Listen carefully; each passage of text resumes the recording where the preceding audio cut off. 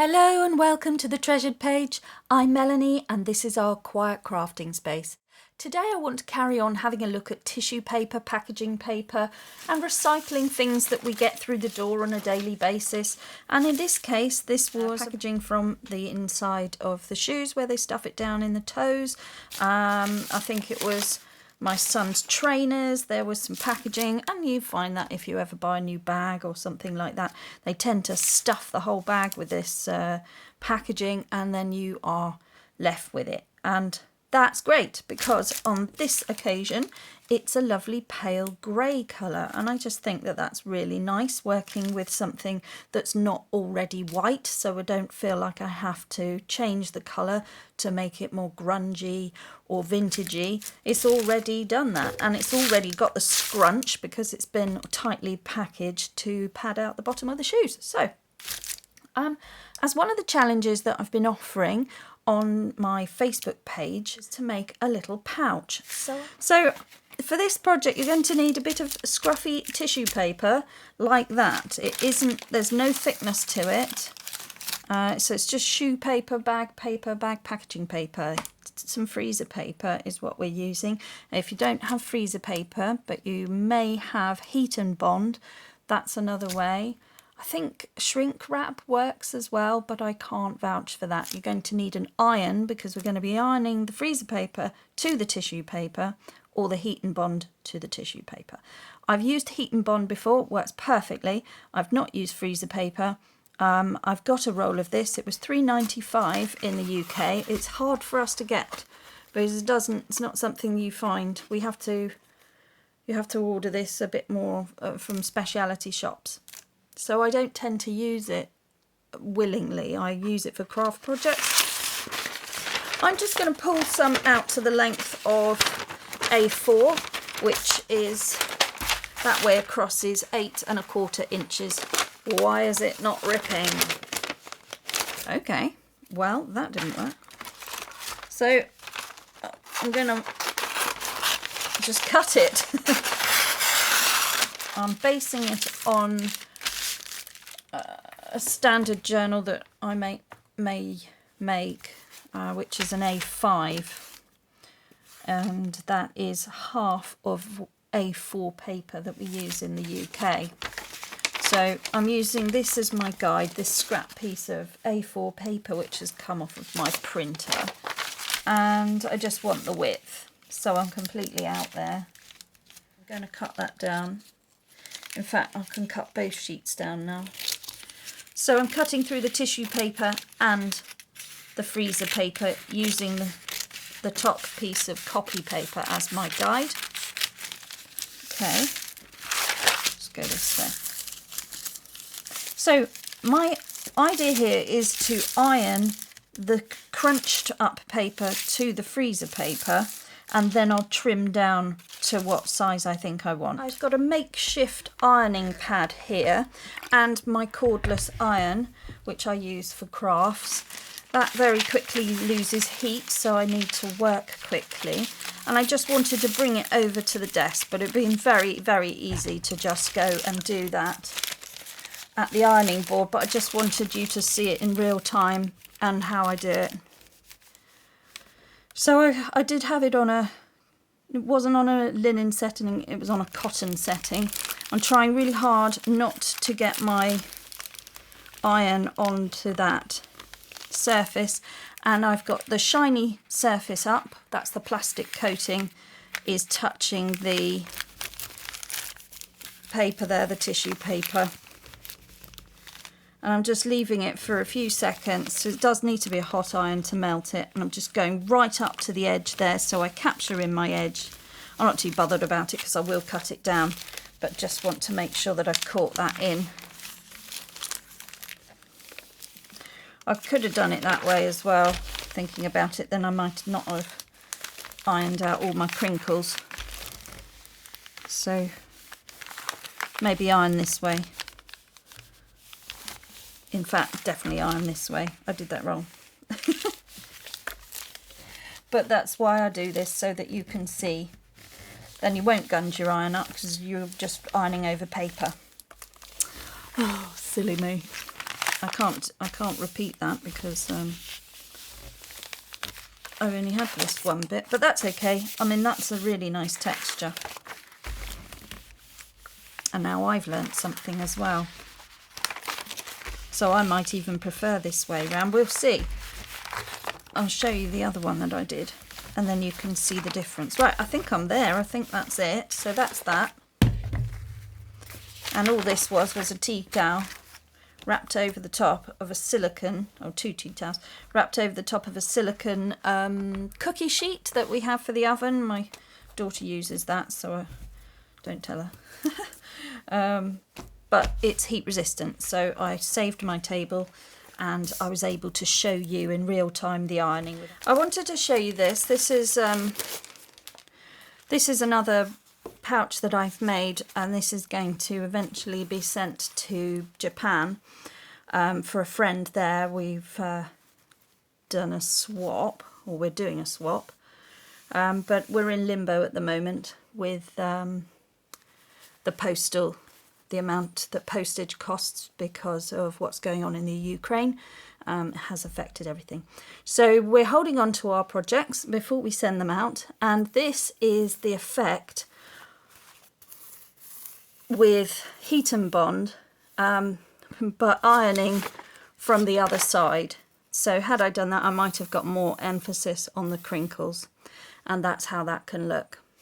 And then I've sewn some fabric on there, which is what I'm intending to do here. So this is the mock-up. This is what I'm aiming for, but in miniature. So this is what we're doing.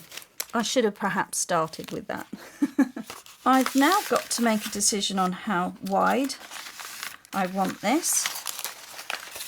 I'm definitely going to get rid of some of it, but I've just got to decide whether I prefer the patterning of the crinkles up here or here. The idea was to use the A4 as a guide, so I could come a bit more, so that I've lost a top bit there, so it's not quite A4. So I'll take that much off.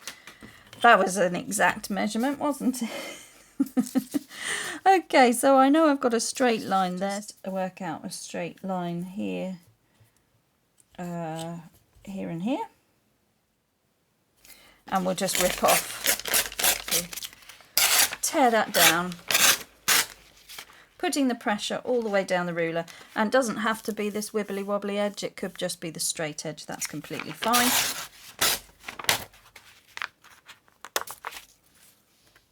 Okay, so that's come away because it didn't stick. So I'm just going to do a bit of patchwork there. Patchwork that on. Okay, what happened at the top? Okay, we'll just get rid of it. Alright, so that's the inside, which is the freezer paper. And I think that would be nice to cover that.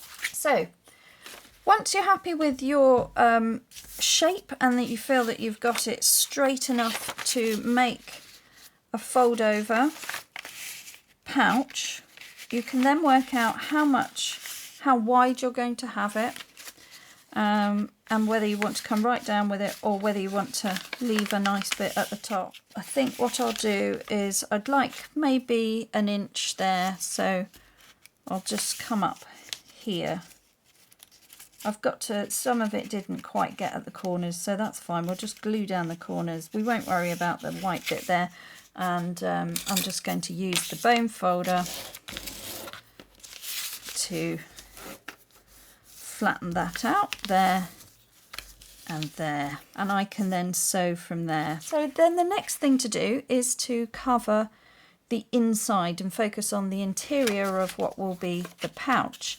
But before we do that, we need to work out what embellishments we want to have here. Well, I was looking at fabric on the last one. For this, I've done a closure like that, which I probably won't do because this is important that I keep this flat. The challenge is to keep it as flat as you possibly can. So I may not even have a closure at all, but I definitely want to add some elements sewn on. So the sewing needs to happen now, and then I will cover the sewing inside. This is going to be the bit I see, and I want a nice strip of fabric there, but it needs to be very, very thin. Right, I've had a little look in my fabric stash, and I've found this very, very thin, very fine. I don't know what it is. I don't think it's cotton. It could be a rayon, or could be a silk.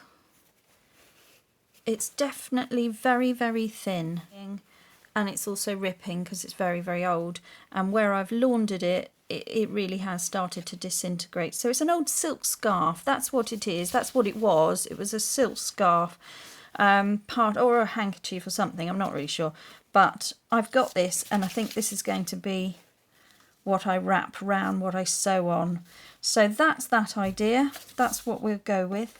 I just want to emphasize those creases. Maybe a vintage photo, maybe a weathered wood, see what we prefer. Let's go with the weathered wood, and I need a blue ink applicator because weathered wood has a grey, it's like a grey, blue grey. Let's see. Oh, that's nice. Now, will that work well with the brown as a contrast? Let's go with it, and then we can always accent a bit of brown over the top. So this is just going to emphasize the crinkles. Use this.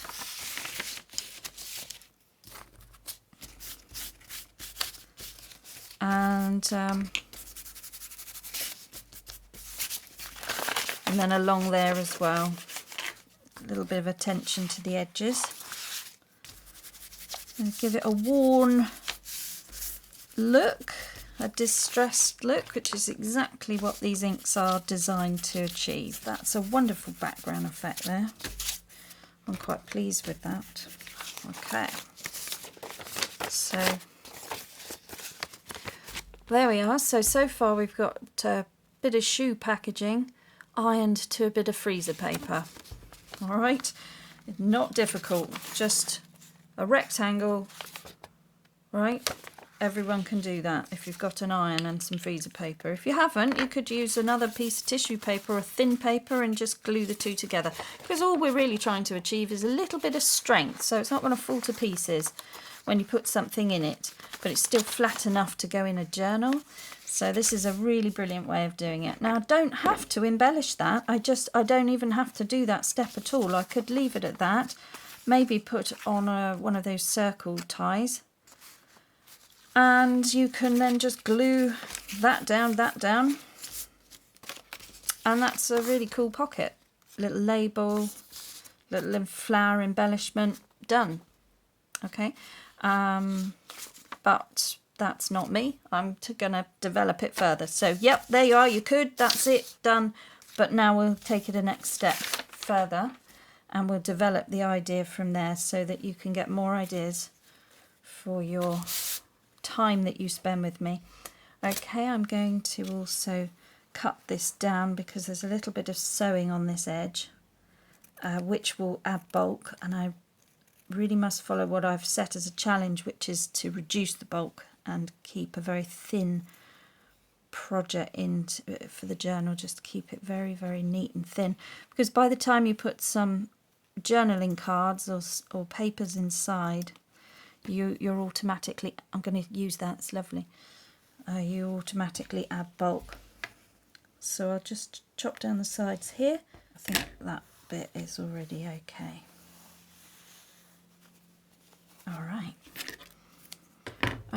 so we want to put this here to go down there, and I might just come in with the brown to tone in with that colour on either side.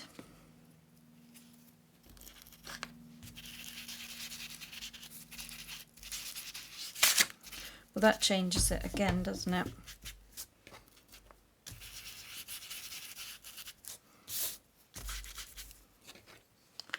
Well, I can tinker with the colour later on, but this is going to be the top. So I want to make sure that I've got the nicest bit showing. So, right, that's quite a raggedy edge there, but then I might like that. Let's have a look. No, I don't. So that's going to be the top. Okay, it wants to come in a bit more. Maybe that's going to look nice. Let's have a look. So I can straighten that out on the sewing machine. Okay, so that's how that's going to come together. Do I want to just hook that over there? I think I do. Okay, I'm just taking a little bit of stick glue. Just want to run a very, very fine amount of glue down there.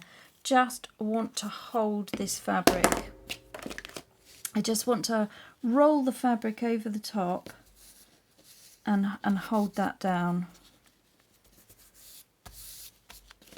I'll come back and sew across that probably at a later date. I might not even sew there at all because I'm going to put another piece of paper over the top of that. Okay, I'm choosing a straight stitch, 3.5, and I'm just going to put the foot down. I've got a gold thread in the top and the bottom, so the top thread and the bobbin thread are gold metallic. I'm just gently sewing this down in a straight line to the bottom.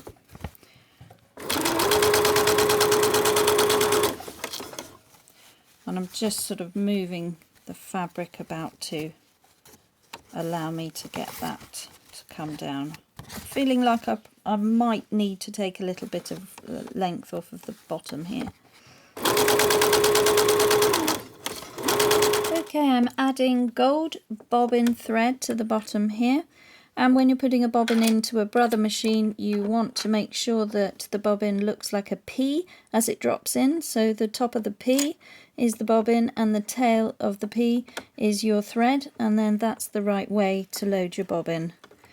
Some other bobbins may make the shape of the letter Q with the top of the bobbin facing the other way, but this is a P shape. That's the way I remember it, and that seems to have served me well by making sure that the bobbin goes in the right way. So I'm just carrying on with my stitch, my straight stitch, going over in a angled manner. Just going over in quite an organic, gentle wave motion. When I get to the end, I'm just lifting the foot, swinging the project round, and I'm going to just come down again, but go over here a bit more. I might even cross over this one. Okay, so here's the other side of it. There's the stitching. That's what I want to cover up now. And it's come around like that. We've got this edge to deal with, so I'm going to be turning that in. And the first thing that sort of came to my mind was some handmade paper. It's like a rice paper. It's got fibres in it. I find it incredibly difficult to rip because of it, so it's much nicer to just line something, and it's also got a strength to it. So I'm thinking about thin but strength, and this is perfect. So it's got a rough side, which is interesting, and a smooth side, but I think it's the textured rough side that I want showing on the outside, and that will hopefully cover up all the, you know, all the little bits here that where the threads sort of finish. The only thing is it doesn't quite fit the project, so I'm going to make it work by turning it this way. Stick glue. I'm using Scotch glue. It's nice and creamy and smooth, and when dealing with thinner, finer papers, especially with tissue paper, which I'm not at the moment, but it sort of glides over and it's very smooth. And then what I'll do is I'll wait until that's dried, and I shall probably sew round the edge of it, of the whole thing, because I want to have a sewn edge here. But you don't have to, you could use a stronger glue and just glue that in. We'll see how we feel in a minute.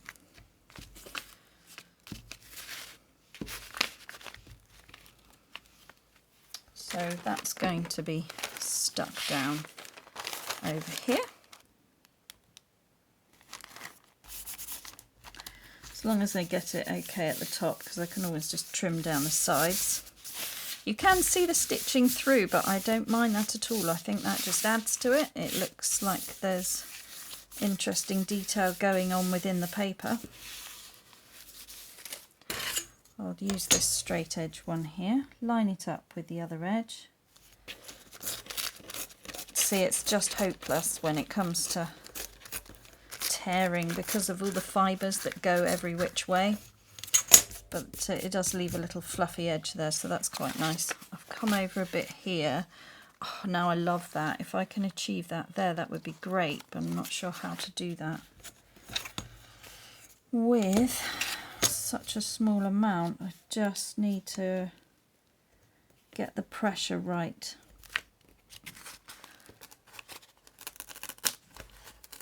Ooh, no.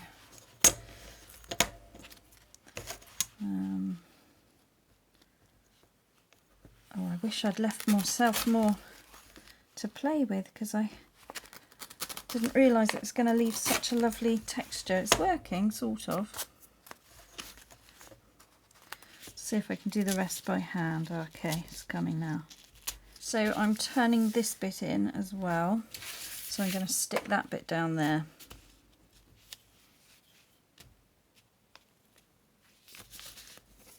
Just using the bone folder to squash that down. And then while I've got this peeling up here, I might as well just pop a bit of glue in there as well. Okay, and that's how my bone folder gets all gluey. I've folded that in because I want to reinforce the edge here, and that will be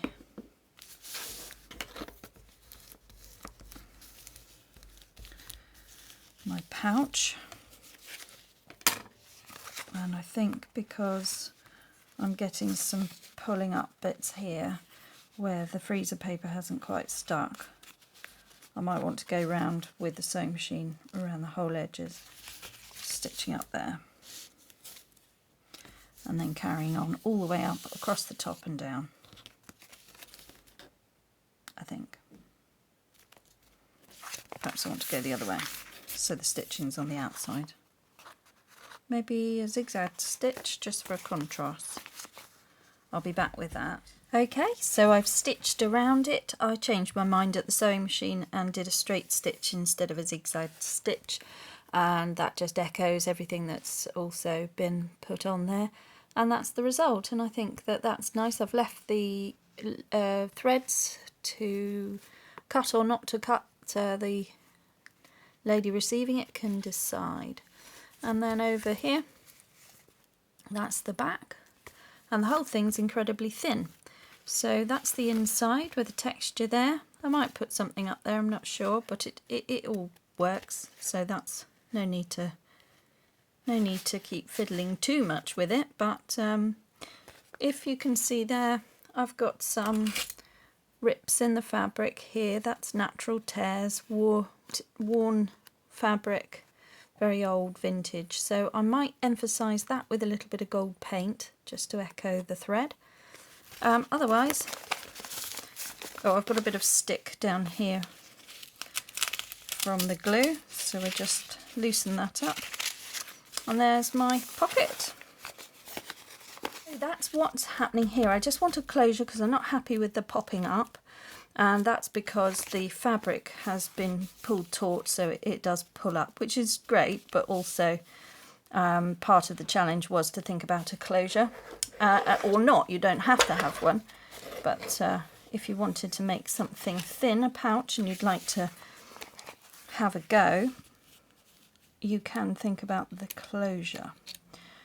Instantly I'm drawn to this because that looks really brilliant, even in its natural wood tone. So I like that. My other idea was to put one of these embellished brads on there, but thinking about it now, that's quite nice. They're still thick, even though they're not. This one's quite thin. I could get away with that. Right, so there's my two ideas. If I'm going to do that, I would put a bit of string, bit of sari silk or ribbon, glue that on, maybe go through it, and that would be there, like that. Then it will come round.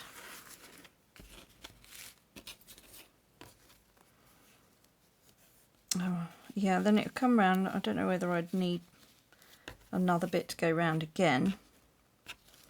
And then it would just loop round here and come down, something like that. So we've got that idea. But I think all I've achieved there is more bulk. And I am liking this butterfly idea. So if I just half glue the butterfly, and then you'll be able to, hopefully, be able to tuck that in. Yeah, that would work, wouldn't it? That's neater, I think, and flatter. I'm going with that. That is what I'm going with. Right, so for that I'm going to want Fabri-Tac glue. A silicone glue, something stronger, super glue even. But I'm gluing on a fabric. And I'm gluing quite a delicate, intricate lace piece, but it is made of wood. It's been laser cut. You can get these in craft stores, all the mainstream ones, I'm sure you can. I just want a nice blob down the centre there and on that bottom part of that wing, because those are my biggest areas. Okay. And then let's just make sure I've got this centered.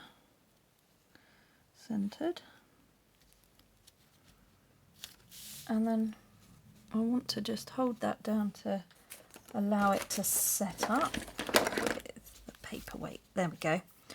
Right, so I'm not going to make the cards on camera. That's something that I do. I just wanted to make that pouch because I think it's really a nice idea to show you, demonstrate how that could look and sit in a journal. And we'll just see if I've got a page in this very busy one. Don't think I have anymore. I think we might have exhausted it. There's one little page left. So let's have a look.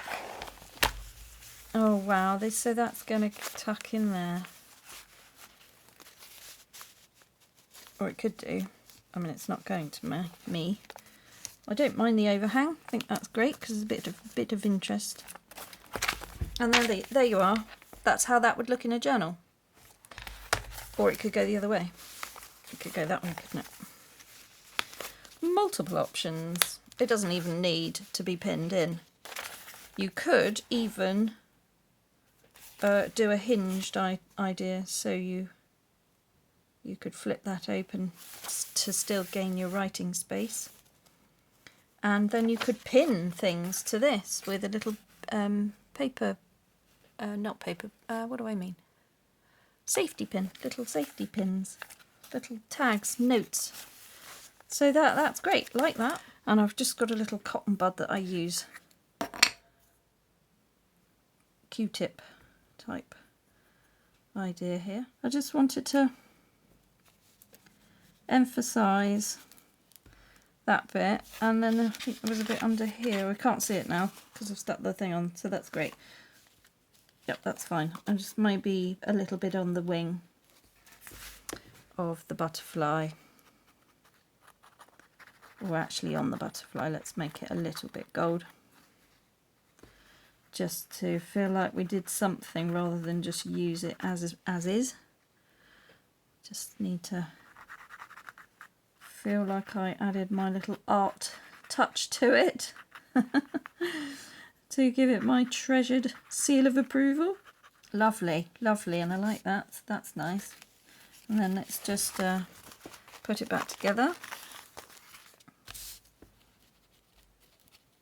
And then just to echo that, we probably want a bit up here as well. Great, great. Maybe a bit on the... Oh, I've got the gold pot out now. Just a bit on the edge there. And over here. And with the wax paste, this is Empire Gold. I'll leave a link. It's Gilding wax paste. I'm not sure if this is just a European thing, but it seems to just dry very, very... There's no movement to it once it's dried. It's a wax that just sort of hardens up after an hour or so.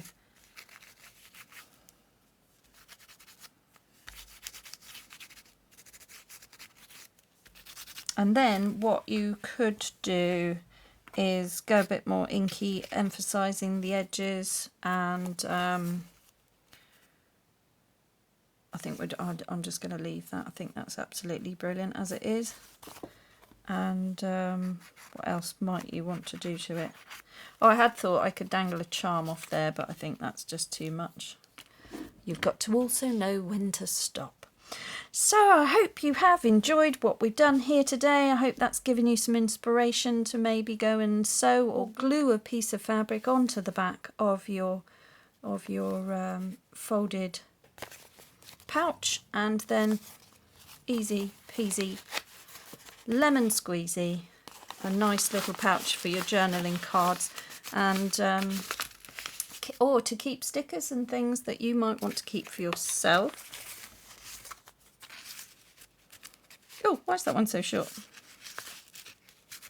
Oh, this one. That's it. There, everybody's in. Everybody's in. Oh, you can even have something at the back there now. And it's still thin. So if you keep everything thin and keep your journaling cards not on card, if you keep them on papers, two papers sewn together or stuck together, you achieve that thin, nice, lovely. If it is something about it, because it feels more fragile, so it feels more precious, therefore it's more treasured. This is a treasured page. It's been sewn and bound. It's not going anywhere. It's delicate, but it's subtle. It's beautiful because it's got the gold embellishment on it, and frankly I am so proud of that and how it came together so quickly. And I hope you have fun having a go at something as simple as that, and something to treasure and feel that you've accomplished something in your own quiet crafting space. So thanks guys, thank you so much for watching. Leave a comment below if you've got any questions. Do please leave them in the comment box and I will answer them. And subscribe to the channel if you feel that this has been worth your time and energy. And if you would like to receive any more ideas, then do please keep an eye out for my videos on Fridays, Sundays and Mondays. Okay everybody, thank you for watching. Take care now, and above all else, just slow down and make crafting time for you. Bye bye now.